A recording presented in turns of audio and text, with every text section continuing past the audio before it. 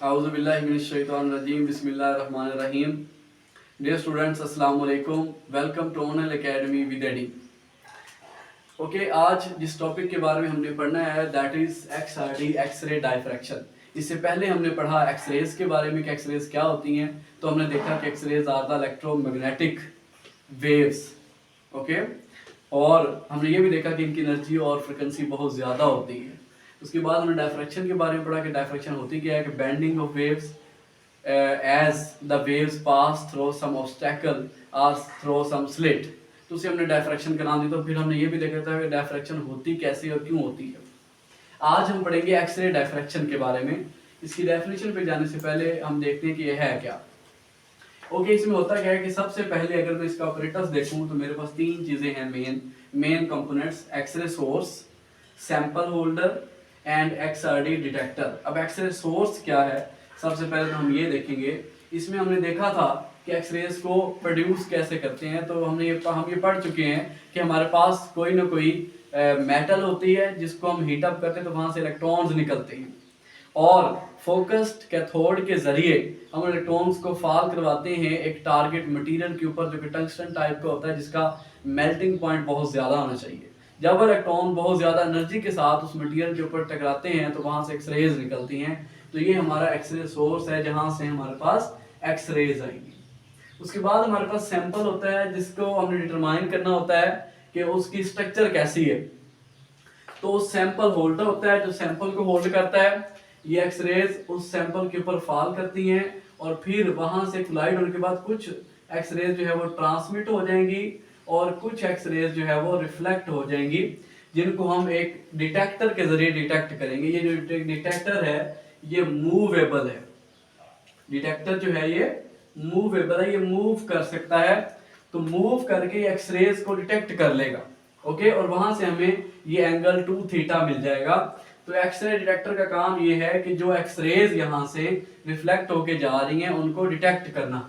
होता ये है कि एक्सरे सोर्स से एक्सरेज आती हैं, इससे टकराती हैं, टकराने के बाद सैंपल चूंकि क्रिस्टल है और वहां उसके एटम से रिफ्लेक्ट होने के बाद एक्सरेज जो है वो डिटेक्टर की तरफ जाएंगी, कुछ ट्रांसमिट हो जाएंगी, कुछ डिटेक्टर की तरफ जाएंगी। जैसे ही ये एक्सरेज इस क्रिस्टल को लीव करती हैं तो लीव करने के बाद ये एक्सरेज आपस में इंटरफेयर होती हैं। हमने ये देखा है कि डायफ्रैक्शन का फिनोमेना बेसिकली इंटरफेरेंस की वजह से ही होता है। तो इंटरफेयर होने के बाद वो एक डायफ्रैक्शन पैटर्न प्रोड्यूस करती हैं जिसको हम एक्सरे डिटेक्टर के जरिए डिटेक्ट कर लेते हैं, और कंप्यूटराइज्ड डिजाइन के जरिए फिर हम देख लेते हैं उसकी मदद से कि इस सैंपल की स्ट्रक्चर कैसी है। ओके, तो अब यहाँ पे हम इसकी डिफाइन कर देते हैं। डिफाइन इसलिए हम ये कहते हैं कि द एटॉमिक प्लेन, इसे हम बोलते हैं एक्सरे डायफ्रैक्शन, जो यहाँ पे एक डायफ्रैक्शन पैटर्न हमें मिलता है जिसकी वजह से हम कहते हैं एटॉमिक प्लेन्स ऑफ क्रिस्टल। अब देखिए कोई भी जो है वो क्रिस्टल है तो उसके अंदर एक खास अरेंजमेंट होती है एटम्स की।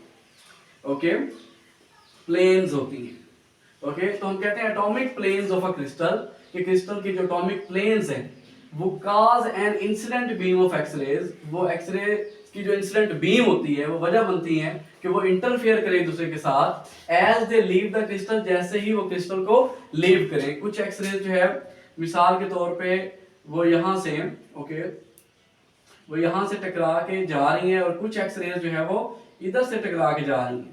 तो होगा क्या कि बाद में ये आपस में इंटरफेयर करेंगी और एक्सरे डायफ्रैक्शन प्रोड्यूस करेंगी। इसे हम बोलते हैं, इस टेक्निक को हम बोलते हैं एक्सरे डायफ्रैक्शन। के जो एटॉमिक प्लेन्स हैं क्रिस्टल की, वो उसकी वजह से क्या होता है कि जो एक्सरेज आ रही होती हैं वो इनसे टकराने के बाद में आपस में इंटरफेयर होती हैं और जो डायफ्रैक्शन पैटर्न प्रोड्यूस करती हैं, इसे हम बोलते हैं एक्सरे डायफ्रैक्शन। अब इसका प्रिंसिपल क्या है कि जो एक्सरेज आ रही हैं, जो एक्सरेज हम फॉल करवा रहे हैं सैंपल के ऊपर, उनकी वेवलेंथ क्रिस्टल में मौजूद जो एटॉमिक प्लेन्स हैं उनके दरमियान जो डिस्टेंस है, फॉर एग्जांपल एटॉमिक प्लेन्स है तो इनके दरमियान जो डिस्टेंस है मिसाल के तौर पे वो d है।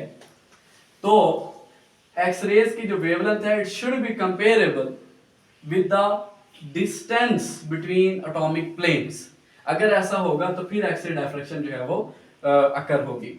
ओके, उसके बाद ये है कि अब इससे होता क्या है, एक्सरे डायफ्रैक्शन से हम क्या कैसे रिजल्ट निकालते हैं। तो हमारे पास रिजल्ट निकालने के लिए, एनालिसिस करने के लिए जो लॉ है that is Bragg's law. Bragg's law क्या कहता है हमें, 2d sin theta is equal to n lambda. इसकी डिटेल में हम अगले लेक्चर में जाएंगे, इसकी डेरिवेशन भी करेंगे।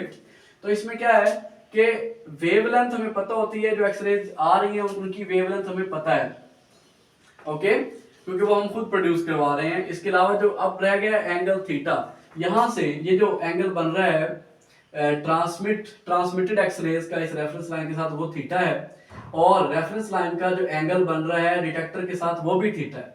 ये भी थीटा है, ये भी थीटा है, तो theta plus theta is equal to 2 theta. तो इसलिए जो हमें डिटेक्टर से मिलेगा वो 2 थीटा मिलेगा, हम उसको 2 पे डिवाइड करके तो ये थीटा भी फाइंड कर सकते हैं। ओके, हमारे पास वेवलेंथ भी पता है, हम थीटा भी डिटेक्टर की मदद से फाइंड कर लेंगे। बाकी क्या रह गया, डी। तो इस फॉर्मूले में वैल्यूज पुट करने के बाद हमें क्या मिलेगा, हमें डी मिलेगा कि एटॉमिक प्लेन्स के दरमियान डिस्टेंस कैसा है, और इसकी मदद से हम ये फाइंड कर लेंगे कि हमारा जो क्रिस्टल है उसकी स्ट्रक्चर कैसी है, वो क्यूबिक है, वो एफसीसी है, या वो बीसीसी है। ओके, तो डायग्राम भी मैंने बना दी यहाँ पे, जिसकी वजह से मैंने इसको एक्सप्लेन किया कि एक्सरेज आती हैं सैंपल से टकरा के, बाद में इंटरफेयर होती हैं और एक्सरे और डायफ्रैक्शन पैटर्न प्रोड्यूस करते हैं। इस टेक्निक को हम बोलते हैं एक्सरे डायफ्रैक्शन। ओके, अब इसके एडवांटेजेस क्या हैं, फायदे क्या हैं, इसके एक्सआरडी टेक्निक को यूज करने के क्या फायदे हैं। पहला फायदा है कि फास्ट आइडेंटिफिकेशन ऑफ मटेरियल, कि आप मटेरियल को जो है वो क्विकली आइडेंटिफाई कर लेते हैं कि ये कौन सा मटेरियल है। दूसरा फायदा ये है, it measures average spacing between layers of atom, की एटम्स की लेयर्स के दरमियान आपको स्पेसिंग बताता है, क्योंकि इसकी एक्सरेज की वेवलेंथ इंटरएटॉमिक डिस्टेंस के कंपेरेबल होती है, तो इसकी मदद से आप इंटरएटॉमिक डिस्टेंस भी फाइंड कर सकते हैं। उसके अलावा it finds crystal structure of an unknown material. आपके पास मटेरियल है, आपको उसकी क्रिस्टल स्ट्रक्चर नहीं पता, तो आप एक्सआरडी की मदद से उसकी क्रिस्टल स्ट्रक्चर फाइंड कर सकते हैं। और फोर्थ एडवांटेज इसका ये है, it measures the size and shape of crystal. ये आपको उस क्रिस्टल का साइज भी बताता है और उस क्रिस्टल की शेप भी बताता है, क्रिस्टल का साइज भी और क्रिस्टल की शेप भी बताता है। ओके, लेकिन हर टेक्निक की कुछ ना कुछ लिमिटेशंस भी होती हैं। अब हमारे पास जो एक्सआरडी है इसकी भी कुछ ना कुछ लिमिटेशंस हैं, और वो कौन कौन सी हैं। पहली लिमिटेशन इसकी ये है, it can not identify the amorphous material. ये अमॉर्फस मटेरियल को आइडेंटिफाई नहीं कर सकता। अब हमें पता है मटेरियल दो तरह के होते हैं, कुछ क्रिस्टलाइन मटेरियल्स होते हैं और कुछ अमॉर्फस मटेरियल होते हैं। अब क्रिस्टलाइन मटेरियल्स कौन से होते हैं, जिनमें एक प्रॉपर अरेंजमेंट होती है, ओके, और अमॉर्फस मटेरियल कौन से होते हैं, जिनमें कोई प्रॉपर अरेंजमेंट नहीं होती है एटम्स की। तो ये जो टेक्निक है ये अमॉर्फस मटेरियल को सही तरीके से डिटेक्ट नहीं करती, ये इसकी लिमिटेशन है। दूसरा, it has a size limitations. अब इसकी कुछ ना कुछ साइज लिमिटेशंस भी है, वो क्या है, यहाँ पे देखिए, it is much more accurate for the measurement of large crystalline structures, यानी ये ज्यादा बेटर जो है वो लार्ज क्रिस्टलाइन स्ट्रक्चर्स को जो है वो बेटर तरीके से डिटेक्ट करती है, ठीक है।